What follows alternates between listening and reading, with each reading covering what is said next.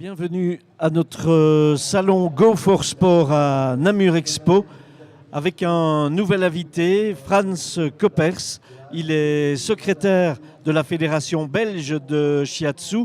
Il est aussi président de la Fédération européenne de Shiatsu. Alors, président, en quoi consiste le Shiatsu ? Le shiatsu, c'est un entraînement, c'est pas un entraînement, c'est une méthode de massage qui s'appelle parfois aussi l'acupressure, et c'est le style d'acupressure chinoise, japonaise, je veux dire. C'est un traitement, on pourrait dire, qui a plusieurs niveaux. Au Japon, par exemple, on applique aussi les shiatsu en famille. Oui.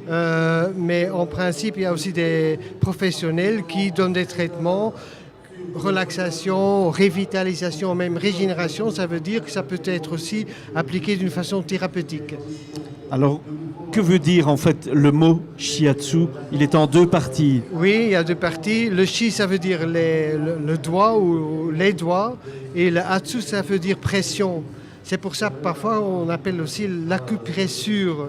On donne des pressions sur le corps, et pour cela, on suit les méridiens de l'acupuncture. Ça veut dire qu'on pourrait appeler ça une application de la médecine chinoise, mais une application manuelle, sans aiguille. Et pour beaucoup de gens, c'est beaucoup plus agréable que de mettre des aiguilles dans le corps, quoi. Alors le shiatsu est surtout utilisé plus en Flandre qu'en Wallonie ? Je pense qu'aussi en Wallonie, c'est utilisé depuis plusieurs décennies, mais pas d'une façon vraiment professionnelle. Mais en Flandre, on s'est professionnalisé. On a commencé la fédération de shiatsu il y a 25 ans, et on a fondé la fédération de shiatsu belge parce qu'on avait en vue de s'unifier avec nos amis et nos collègues francophones. Et comme je vous ai dit, on fait tout à fait l'opposé de l'État belge. Au lieu de se séparer, on essaie de s'unifier entre francophones et néerlandophones. Vous êtes présent ici dans ce salon du sport. Exactement. Pour expliquer les bienfaits du shiatsu sur le sport. Exactement. Pour le moment, par exemple, l'ostéopathie déjà est bien établie dans le milieu des sports, mais le shiatsu, ça n'est pas encore appliqué beaucoup. Quoiqu'il y a des cas, il y a plusieurs cas déjà où ça s'est fait. Mais par exemple, en Orient, j'ai vu le stand de l'aïkido là. J'ai fait des entraînements d'aïkido au Japon, dans le Hombu Dojo. Et là, tous les enseignants, les sensei d'aïkido, ils pratiquaient aussi le shiatsu. Au Japon, c'est vraiment appliqué dans les sports d'une façon régulière, d'une façon normale et tous les jours, quoi. Parce que le shiatsu aide à décontracter après un effort sportif et en même temps à régénérer. Personnellement, j'ai pratique du shiatsu depuis 1885.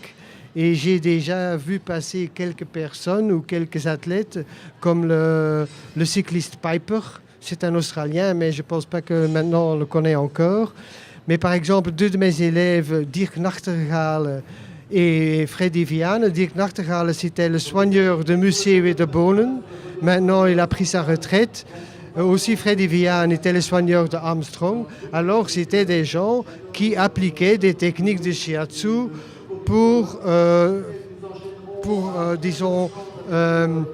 maximaliser les possibilités de leurs athlètes comme Museeuw, Bonen et Armstrong.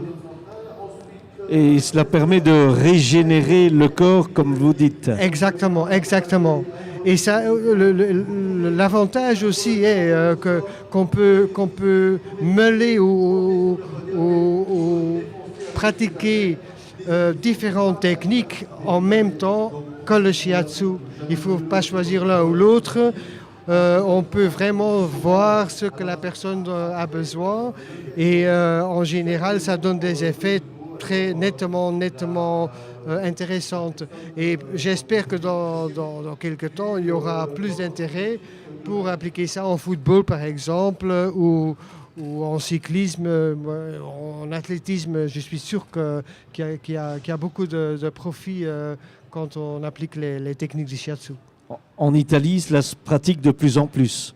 Surtout en Italie, le shiatsu est très populaire. Il y a vraiment des gens de plus en plus qui se spécialisent en shiatsu pour traiter des sportifs. Oui.